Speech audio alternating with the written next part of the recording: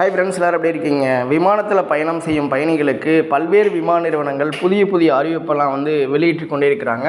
குறிப்பாக விமானங்களில் பயணிக்கும் பயணிகளுக்கு சில எச்சரிக்கை செய்திகள் கூட வெளியிட்டிருக்கிறாங்க. அதாவது அனைவருமே இப்போ விமானத்தில் பயணிக்கும் பொழுது நிறைய பேர் பவர் பேங்க்லாம் கொண்டு போவீங்க. அந்த மாதிரி பவர் பேங்க் நீங்கள் பெரிய லக்கேஜில் கொண்டு போகக்கூடாது. இது ஏற்கனவே அதாவது விமானத்துறை தரப்பில் இருந்து தடை விதிக்கப்பட்டிருக்கிறாங்க. பெரிய லக்கேஜில் பவர் பேங்கை எடுத்துகிட்டு போகக்கூடாது. அப்படி இப்போ எடுத்துகிட்டு போனீங்கன்னா அதாவது விமானத்தில் பயணம் செய்வதற்கு அனுமதி வழங்க மாட்டாங்க.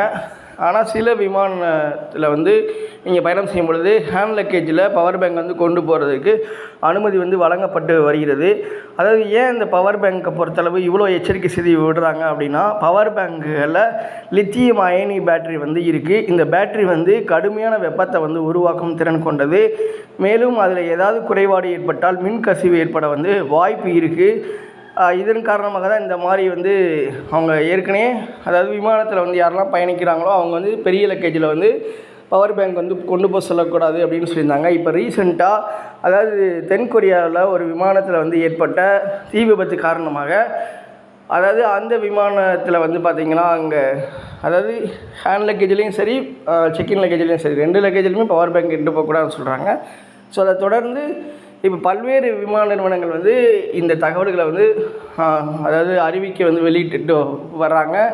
இதனால் நீங்கள் எந்த விமானத்தில் பயணம் செய்ய இருக்கிறீங்களோ அந்த விமானத்தில் அதாவது விமான நிலையத்திலே பயணம் செய்வதற்கு முன்பு இந்த மாதிரி பவர் பேங்க் கொண்டு போகலாமா கொண்டு போகக்கூடாதா அப்படின்றத நீங்கள் கேட்டுக்கோங்க. ஹேண்ட் லக்கேஜில் கூட சில விமான நிறுவனங்கள் அனுமதி வழங்க மாட்டேங்கிறாங்க.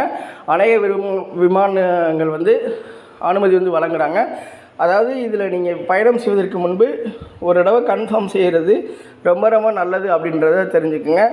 அதே மாதிரி இப்போ ஒவ்வொரு விமான நிலையத்துறை தரப்பில் என்ன சொல்கிறாங்க அப்படின்னா, விமான நிலையத்தில் அதாவது அறிமுகம் இல்லாத நபர்கள் ஏதாவது பொருட்களை உங்கள்கிட்ட கொடுத்து இதை கொண்டு போங்க உங்களுக்கு கமிஷன் தரோம் அப்படின்னு சொன்னால் தயவுசெய்து அதை வாங்காமல் இருப்பது தான் பயணிகளுக்கு ஒரு சிறந்த முறையாக இருக்கும். ஏன்னா இப்போ பொதுவாகவே விமான நிலையத்தில் பயணிகளுக்கு ஏற்படுகிற பிரச்சனைகள் பயணிகள் செய்யும் தவறுகள் என்னென்னா, இந்த மாதிரி அதாவது அறிமுகமில்லாத நபரிடமிருந்து ஏதாவது பொருளை வாங்கிட்டு கடத்தல் போன்ற சிக்கல்களில் ஈடுபட்டு அதன் மூலமாக கைது நடவடிக்கைகளுக்கு உள்ளாகின்றனர். ஸோ இது ஒரு பிரச்சனை. அடுத்து விமானத்தில் பயணம் செய்யும் பொழுது தடை செய்யப்பட்ட பொருட்கள் எது அப்படின்றது தெரியாமல் சில பயணிகள் அதாவது விமான பயணம் மேற்கொள்ள முயற்சிக்கின்றனர்.